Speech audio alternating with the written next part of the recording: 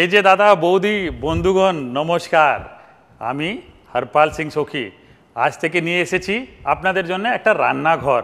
আর এই রান্নাঘরে কি করব, একবারে সোজা সোজা ডিশ তৈরি করব আপনাদের জন্য, যেটা আপনি আপনাদের বাড়ি তৈরি করতে পারবেন।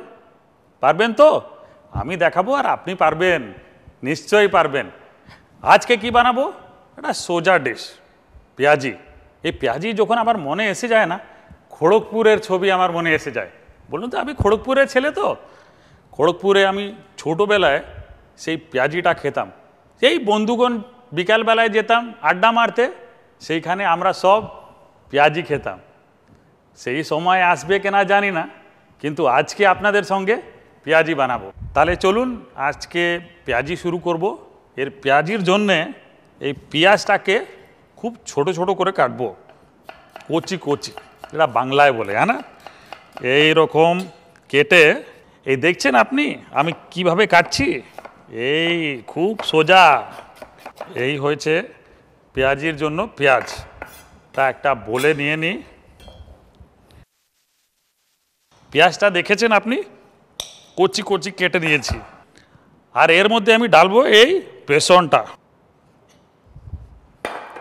আর এই লঙ্কাটা না কেটে রেখেছি আমি, লঙ্কা খুব ঝাল, এই অনেক হয়েছে। একটু হলুদ, হলুদ যখন ডালি না কালারটা খুব ভালো আসে। আর এই নুন দেব, হাত দিয়ে দেব। আর হাত দিয়ে দিলে কি হয়, আমাকে ভালো লাগে আর আমি জানি নুন কত ডালতে হয়। আমিও যখনও রান্না বানাই হাত দিয়ে নুন ডালি।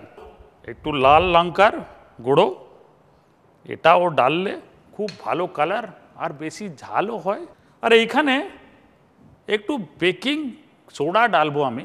সোডা ডাললে কি হয়, একবারে পেঁয়াজিটা সফটও হয় আর একবারে ক্রিস্প হয়। উপরের লেয়ার যেটা আছে, যখন ফ্রাই করি আমি তখন একবারে ক্রিস্পও হয়। এখন একটু এই ধনিয়া পাতা কেটে এর মধ্যে ঢেলে দিই, ঢেলে দিয়েছি। আমি জানি যে পেঁয়াজির মধ্যে কেউ পুদিনা ডালে না, কিন্তু আমি যে দেখাচ্ছি আপনাকে ওর মধ্যে একটু পুদিনা ডাললে কি হবে, খুব ভালো ফ্লেভার আসবে। তো এই পেঁয়াজিটাকে একটু টুইস্ট করে দিই, হ্যাঁ না? তো একটু পুদিনা, বেশি নাই, এটাকেও চপ করে এর মধ্যে ঢেলে দিই, এই বোলের মধ্যে। আর এটা মিক্স করে নেবে। আর মিক্স করার সময় একটু হাতটা ঢেলে দিন বলে, আর এইভাবে করুন।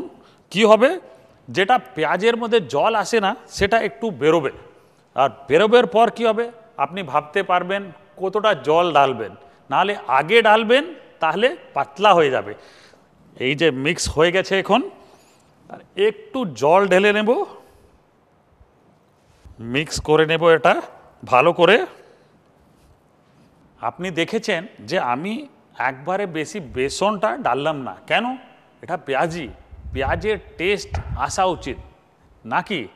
আর পেঁয়াজ যখন ফ্রাই হয় না, পেঁয়াজের যে মিষ্টি স্বাদ আছে না, সেটা খুব ভালো লাগে আমাকে।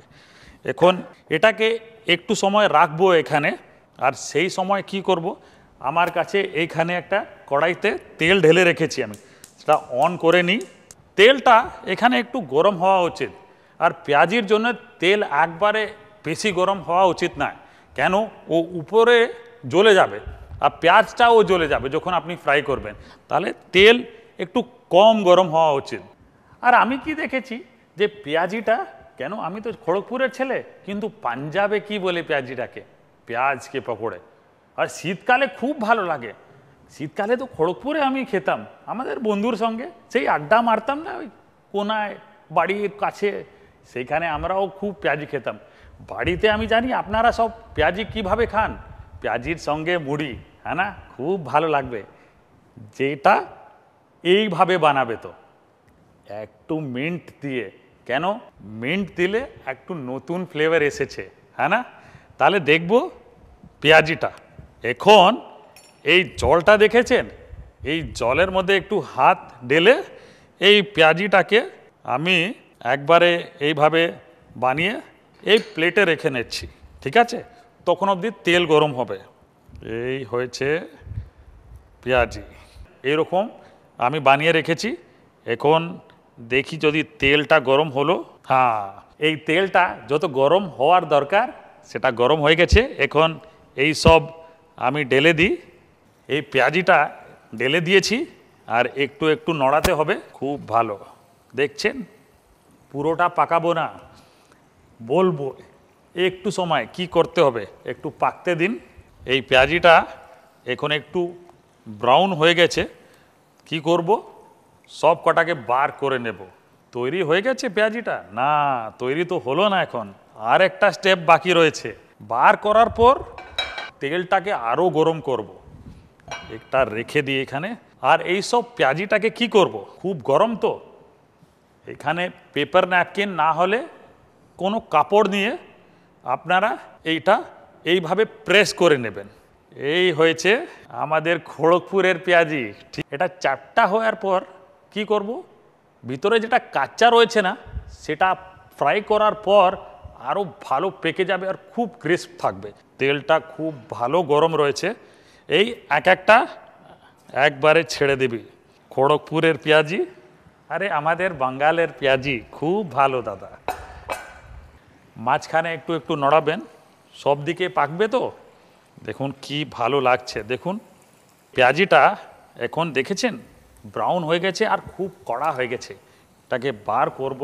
খড়গপুরে সব কটায় বার করার সময় কি করি, নিউজ পেপারের উপরে বার করি। এখানে এই প্লেটে পেপার ন্যাপকিন ঢেলে দিয়েছি। এই পেঁয়াজি তৈরি হয়ে গেছে, দেখেছেন? পেঁয়াজ কি ভালো লাগছে।